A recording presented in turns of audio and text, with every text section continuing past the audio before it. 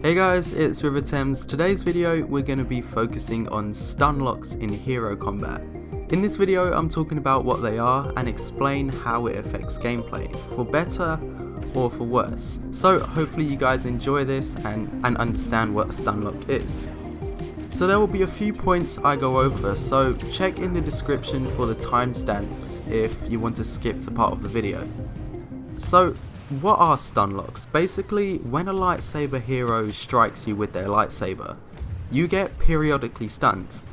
I think this is a way to close the gap from other heroes so that lightsabers can guarantee a chain of hits to have, a hero not consistently run against you. Here's a few examples of what it means to be stun locked. Despite the name, it has nothing to do with shot grenades, droids or freezes. It's about the strike of a lightsaber and the melee of a blaster hero. So I'm getting attacked by Luke in this clip, and at this point I can't do anything, move or jump until I dodge. But by that time Luke has already done probably 3 strikes worth of damage.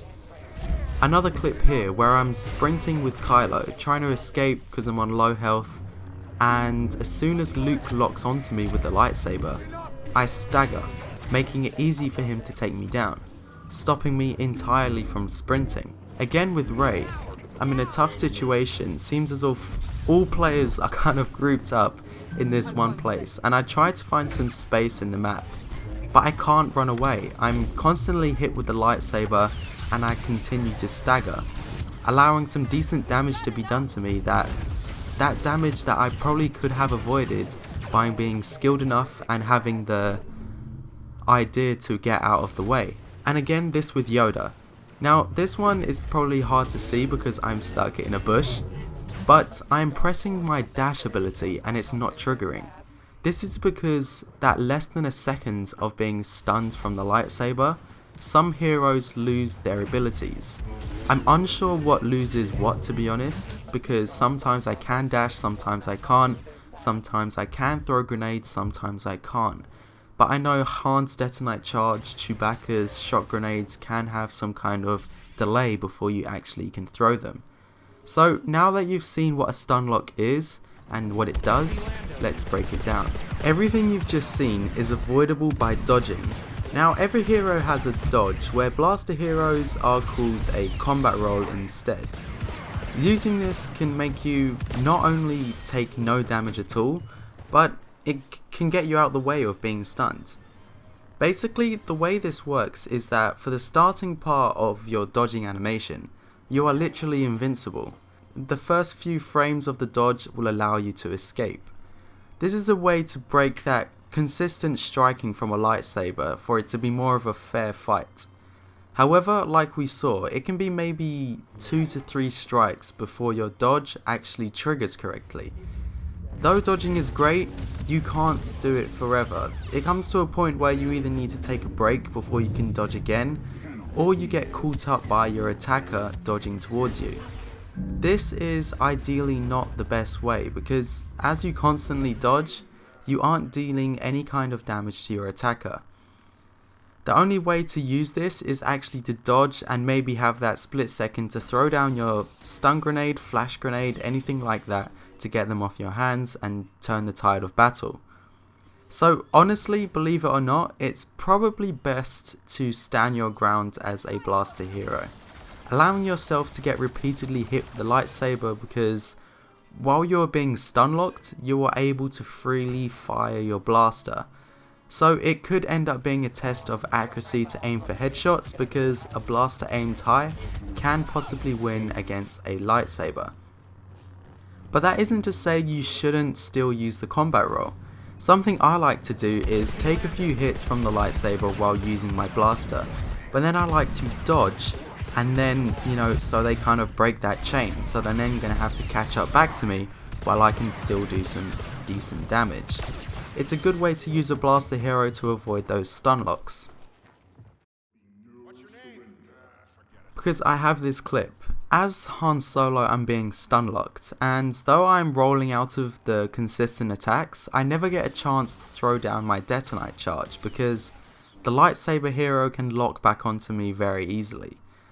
I'm going back to this clip where using simultaneous rolls can give you that gap that you need to allow to throw down a stun, flash grenade or detonite charge, which can really be all the difference, as they were previously disabled.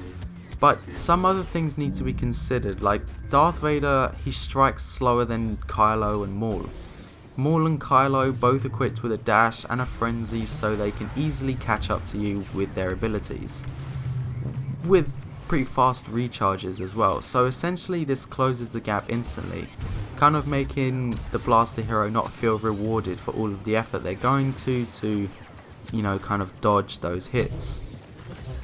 So it's tough for blaster heroes to go up against certain other heroes, but it's always the best to use your dodge into and around a hero, because it allows that split second to get in your stun. Now, taking a break from this video for a second, over the weekend, which would have been last weekend now because I'm redoing the video, I did some drawings of the developers as Funko Pops.